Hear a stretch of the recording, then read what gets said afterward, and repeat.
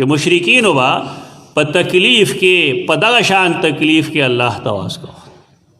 سورۃ الاعراف کې سید علوسی بغدادي خپل یو تجربه لیکلې ده. هغه وی ګوره داسې خلکو په خوا چې هغوی به یوازې الله ته مدد شوی په تکلیف کې.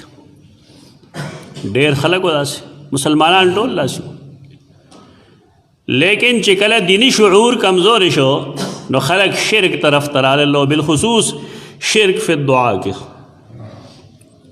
بلنه کې الله پرېږدي بل ته مدد شوی، یا پیر بابا، یا کاکا صاحبه، یا محمد، یا رسول الله، یا علی، دا عامې چغې او دا خلقو ته ګناه نه ښکاري، حالانکه دا ګناه دی.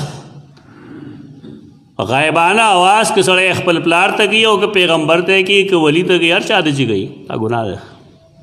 غایبانه پکار دا د الله خصوصیت. دا قسمه حرکتونه کوي خلک. تفسیر روح المعانی کې لیکلي دي چې یو ځلې یو بوډا سړی یو شیخ سړی ما ته مخامخ شو او ما ته وویل چې ګوره کله باندې فلانې تکلیف راشي، کنه خطب راشي، تکالیف راشي، الله ته آواز مه کوه، ځکه الله خو ډېر مشغول دی، ستا آواز واوري یا ونه اوري، بلکې فلانې ولی او فلانې ولی او فلانې ولی هغه ته آواز کوه. هغه وی زه لاړو کې ما دا کفر چې هغه نه ما اورېد نو ما ورته ته ځان د مسلمان وی.